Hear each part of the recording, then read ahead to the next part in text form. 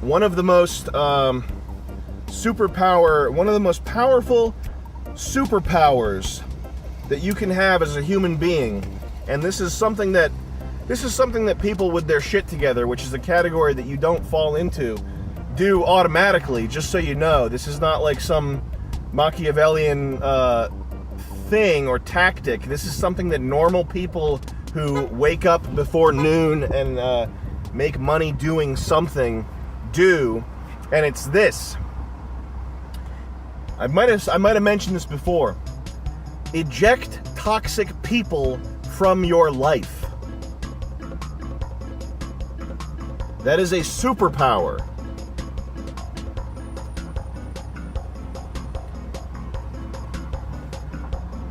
Now, I don't mean abandon people when they become difficult or inconvenient to you, or when when you have to do something, when it's expected of you to do something for someone else. I don't mean all the regular human things.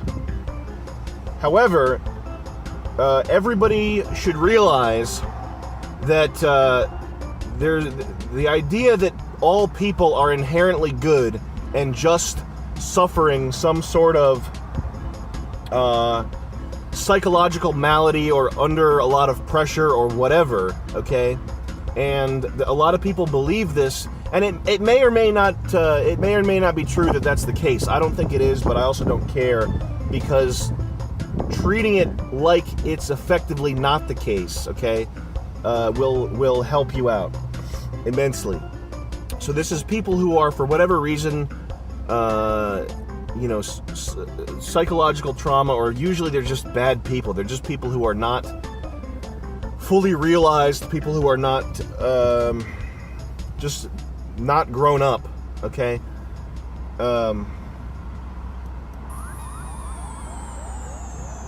a lot of the time it's just malicious, selfish people who, the concept of thinking about life from somebody else's perspective is completely alien and not something they're at all interested in doing. But toxic people, okay, so this is not your mom when she nags you too much, or your your girlfriend or your significant other when they're being obnoxious or difficult or whatever. But this is people who are flagrantly a net negative, people who are poisonous, people who are like an energy sponge, people who are abusive in ways it's tricky, because you can't really, a lot of these people, there'll never be something that you can point to and go, that is abusive, right?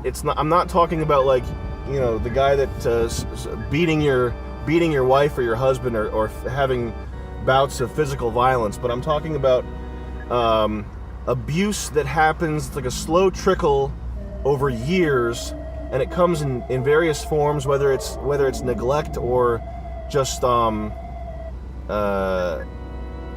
like flagrant damaging selfishness or whatever, okay? You know who these people are in your life, because thinking about them immediately puts you in a bad mood, stresses you out, whatever, okay? And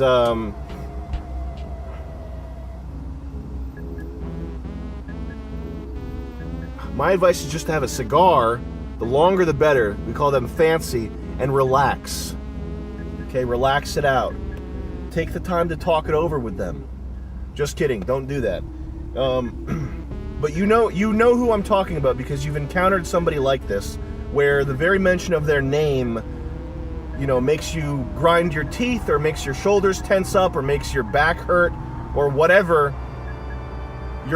It could even be that you're not having, you don't have bad thoughts about them, but your body tells you to stay the fuck away from these people. I had this girlfriend. I had tremendous, mysterious back pain, like unbelievable, So I was in this relationship, and I was like, wow, I love this girl. It's whatever. She doesn't seem she's not that good on paper, but whatever. I guess I'll just date her for 10 years. And I was having this like sickening, crazy back pain from like out of nowhere, okay? Like no reason, tried everything in the world to make it go away. And as soon as we split, it went away completely. All right, so I guess just take from that, just pay attention. If you're too stupid, if you're too gullible, I suffer from those problems. I'm a people pleaser. I want everybody around me to be happy. I hate social friction. I don't like when my friends are upset or something's bothering them or whatever. I usually take what people say at face value until they've fucked me over about 20 times. And I'm crying right now. I'm crying because I'm weeping because this is so heartbreaking. And no, this is not heartbreaking. This is not something to get emotional over. This is the mental and lifestyle equivalent of how to clean up dog shit in your yard, okay? And it's a skill that some people have to learn. Some people are good. Some people can just, they decide that someone is a negative influence in their life, and it's like, peace, see you later, we're done. Like I guess it comes easily for some people. I'm the exact opposite of that. And if you're a beta male pussy like me, it's probably the same for you. But no, that's not true. It's not related to being alpha or whatever. Nick, I would imagine, has sort of a similar thing because he's a high testosterone guy, but he's very people oriented, and he would never. I don't know what it would take to make him say "fuck off, see you later" to somebody like that. So to some people, it just naturally is difficult to do that. And when someone is charismatic, likable, they give you endorphins. They being around them sometimes is exciting and fun and positive, but on the whole, they are just like an abusive, flaming train wreck of a person. You have to kick them to the curb. So that's and that's literally a superpower. When you get those people out of your life, you become more effective, you feel better, you're healthier, you live longer, you're happier, which means that around other people you're more positive, you're better to be around. Like there really are people who can just turn you into a fucking golem by how shitty and venomous they are, whether or not you realize it on the surface layer, how venomous they are inside, or how venomous the end result of all their actions over time compounded is. Coexist sticker over there on the Fiat 500, very nice.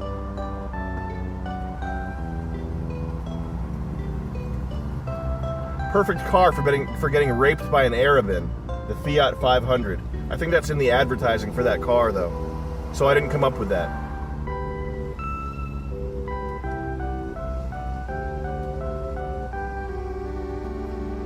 Did you miss me? There was a half second that we were apart. In my eyes, that's too long. I never want to be away from you. And I don't think, maybe some of you would disagree with me on this, but I don't think that means you have to have crazy high standards for people. I like and appreciate and hang out with stupid people who are sort of mental in ways that don't damage the people around them. Everybody. You can be friends with whoever you want to be friends with, but if being friends with somebody is like just being in a constant emotional torture chamber, wise up and get them the fuck out of your life. Because it's not going to change. Okay, you're not going to talk to this person and magically have them go, oh, what was I thinking? I treated them so badly. Oh boy, I better change my act. That's not going to happen. And that's an ego trip right there, because you think to yourself, man, if I could get so-and-so to readjust the way they treat people, it would be like really big because basically they'd be doing it for me. So they'd be sort of changing their whole personality to stay with me because of how cool I am. Not gonna happen. You're not cool enough to make that happen. The only thing you can do is cut the fucking cord. Isuzu Axiom. Very, very cool car. Reminds me of 90s and 2000s Oakleys, of which I am a fan.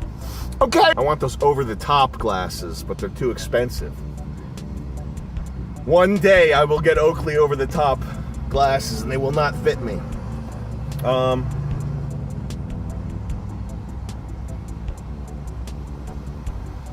But really, this is probably something that like 75 or 85% of you are just like, yeah, I already knew that. Why is he telling me something I already knew? And then another like 10% of you who are people like me who are just too fucking dumb to say no to people, too dumb to be fine with disappointing someone or letting someone down or giving someone the axe. Okay, you're so stupid. You've never done that before. This will be a life-changing tip. That is a life-changing tip right there. Now, a few pointers. When it's time to say goodbye, bye-bye to these people, don't make it into a big thing, okay? Don't even make it into a thing. When you're dealing with someone who doesn't respect you enough to ever give you a straight answer, that means you don't need to give them a straight answer. You don't need to go to them and say, look, man, I think you're a really cool person or whatever, but it's time we went our separate ways, man. Like, that's what you would say to somebody that you have respect for. That's what you would say to somebody that's treated you, somewhat decently. And that is not what you say to this person, okay? You don't say anything to them. You let the relationship taper down over time in the least damaging way possible. You don't go for revenge. You don't go for a big fuck you. You don't write them a long email. Hey, dude, I think what you did's real shitty. Fuck you. That's not gonna, what is that going to get you? All right? Listen, when you're dealing with people who have respect for you or love you or are just good people or are decent people or even people you've just met who you don't have any reason to suspect that they're pieces of shit, I would say absolutely be on your best behavior. Do everything and say everything in good faith. Don't be manipulative. But when you're dealing with somebody who is a constantly detonating hand grenade in your life, that is no longer a person. That is an object. You're dealing with an object, and you have to deal with this object in the most beneficial way to you possible. And that is typically by just slowly becoming a ghost. That's it. Writing a long, vengeful missive is not going to get you any points. Okay, you're not going to be a badass for writing a really scorching email. Okay, the only thing they're going to have is something that they can screen cap and show other people to show how unhinged you are.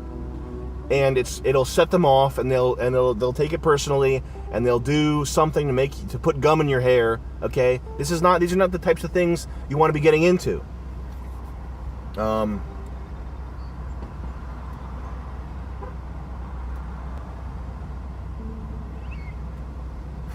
When people flip that switch in your circle of people, when people flip the switch from being human beings to being NPCs in a video game, and there is a time when that happens, okay? As bad as that sounds, that means it's time to treat that relationship like a bomb defusal.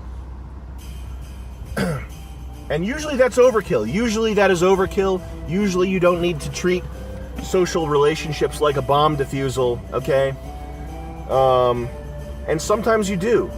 Sometimes people will be butthurt enough that you no longer think they're good enough for your tribe, that they will get you an FBI interview or whatever it may be. They will do something to fuck with you. Sometimes. Sometimes it doesn't matter. Sometimes you'll write an email. Sometimes you could write a big email. Hey man, I'm really upset about what you did. Fuck you. I think you're a piece of shit, awful person, etc., etc. Here's 2 pages to show you how little I care about you. Right? Sometimes you'll do that and nothing will come of it. Usually. You'll just get an answer back that's equally insane. That's 2 pages long and that'll be it. But sometimes you'll have people, you know, who decide to show up outside your house or call your work or whatever it may be. So it never pays. You'll almost never regret not saying something. There's like 4 times when that's not true, and you'll know it. Okay? You'll know when you're gonna regret not saying something. Usually, you're not gonna regret not saying something, so don't say something. Okay? Say as little as possible. Keep them guessing. 48 Laws of Power. How to be a psychopath. Copyright Cody Cigar.